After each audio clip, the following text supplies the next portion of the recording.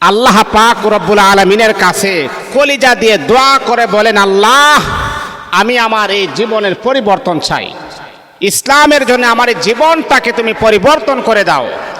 দেখুন আল্লাহ পাক কখন কার মন চেঞ্জ করে দেয়, পরিবর্তন করে দেয়, এটা পৃথিবীর কোনো মানুষ কিন্তু জানে না। যে কোনো মুহূর্তে আল্লাহ পাক রব্বুল আলামিন আপনাকে পরিবর্তন করে দিয়ে ইসলামের ছায়াতলে আমার আল্লাহ আপনাকে আশ্রয় দান করতে পারেন। যে ওমর উন্মুক্ত তরবারি নিয়ে রাসূলের গর্দান আনার জন্য গিয়েছিলেন, যে ওমর রাগান্বিত অবস্থায় দাঁড়ালো তরবারি নিয়ে রাসূলের গর্দান নিয়ে আসবে, আর আবু জাহেলকে বলতেছে, আবু জাহেল তুমি কেমন নেতা হয়েছো, যার মা বাবা নাই, এমন একটা ইয়াতিম শিশুর গর্দান আনতে হবে, এটার জন্য এতটাই মিটিং মিছিল করতে হবে, তোরা আমার হাতে তরবারি দাও। দেখেন আল্লাহ পাকের খেলা কিন্তু শুরু হয়ে গেছে।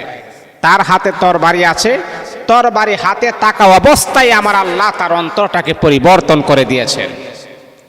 ওমর যখন উন্মুক্ত তরবারি নিয়ে যখন রাসূলের কাছে যখন গিয়েছেন, সাহাবায়ে কেরাম বললেন, ইয়া রাসূলুল্লাহ ওমর আসতেছে, ইয়া রাসূলুল্লাহ ওমরের হাতে তরবারি, ওমর আসতেছে, আপনি আমাদেরকে হুকুম করেন ওমরকে এখানে শেষ করে দিই।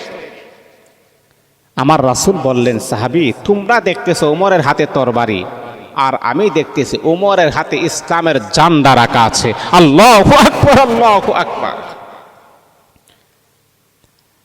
হযরত ওমর বিশ্বনবীর কাছে আসলেন, সাহাবায়ে কেরাম হা করে তাকিয়ে আছেন।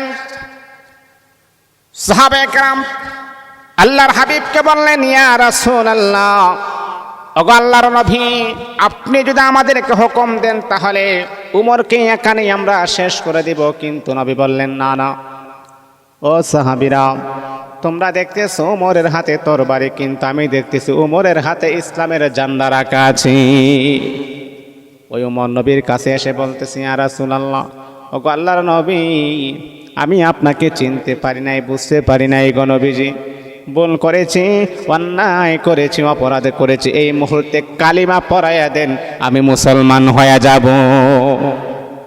এই জন্যে বাবা কখন কার অন্তরটা চেঞ্জ হয় বলা যায় না, পরিবর্তন হয় বলা যায় না। এই জন্য দোয়াটা করবেন, ইয়া মুকাল্লিবাল কুলুব, হে অন্তর পরিবর্তনকারী, সাব্বিত কলবি আলা দীনিক, আমার কলবটাকে আপনি দ্বীনের জন্য অটল করে দেন।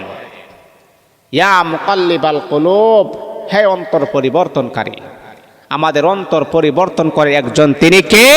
আল্লাহ পাক রব্বুল আলামিনের কাছে আপনি বলবেন, হে মুকাল্লিবাল কুলুব, হে অন্তর পরিবর্তনকারী, সাব্বিত কলবি, আমার কলবটাকে একেবারে স্থাপিত করে দেন, অ্যাক্টিভ করে দেন, আলা দীনিক, দ্বীনের উপরে।